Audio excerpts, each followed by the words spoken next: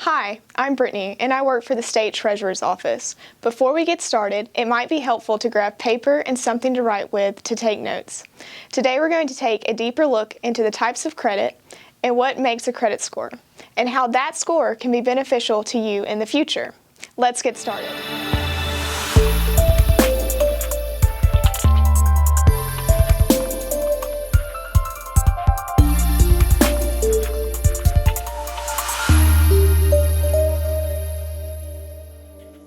First, it's important for us to understand what credit is. Credit is the ability to purchase goods and services now, then pay for them later. To get us started, answer this. Have you ever used any form of credit? Jot down your answer. When you hear the word credit, the first thing that probably comes to mind is a credit card, and for good reason. Credit cards are a very popular form of revolving credit. However, there are actually three types of credit accounts: revolving, installment, and open. A revolving credit account, like credit cards, allows you to borrow money against a line of credit and pay it back over time with monthly payments. What is a line of credit, you may ask? A line of credit is a flexible loan that allows for you, the customer, to draw from financial institutions when you need funds. Revolving credit accounts usually come with assigned credit limits and are subject to charges and fees. The types of fees that could be charged depend on the type of revolving credit account and how you use it. Remember, you are in control, and depending on the terms of the account, you will be able to avoid interest charges by paying in full each month. Installment credit comes in the form of a loan with a fixed loan amount, fixed payments, and an established repayment schedule. Unlike revolving credit, installment credit gives you an exact time frame to pay off what you borrow, generally over a period of months to years. Installment credit is offered in a variety of ways. If you've ever had a personal, student, auto, or mortgage loan, you have experience with installment credit. The least common of the three, open credit, is a charge card, comes with a credit line that allows you to make electronic purchases like a credit card. Unlike a credit card, charge cards don't come with interest rates. However, you are required to pay your balance in full each month to avoid penalties.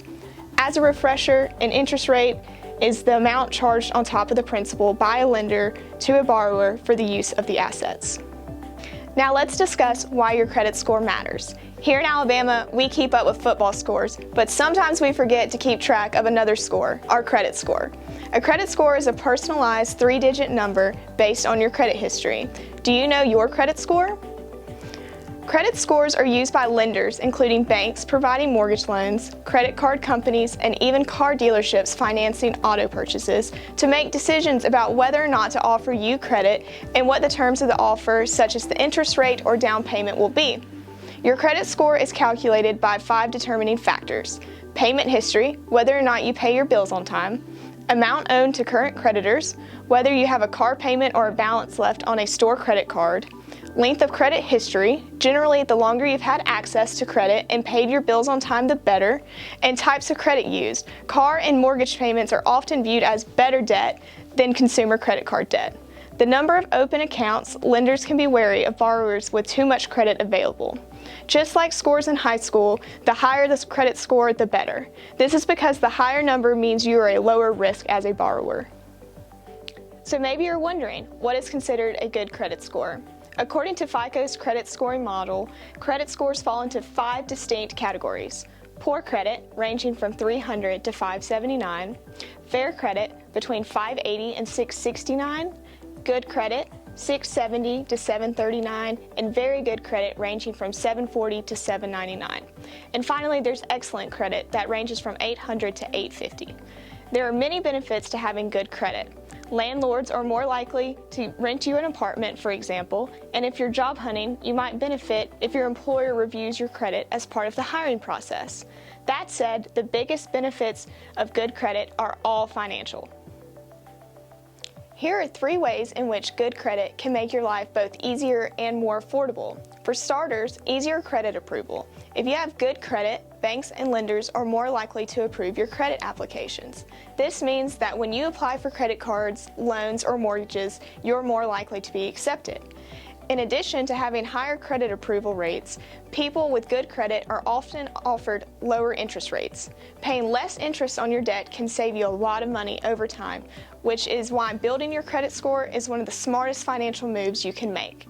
And finally, people with good credit are often given better loan terms than people with poor credit. You might receive a high credit limit on a credit card, for example, or you might be able to take advantage of a low fixed rate mortgage when you're buying a home.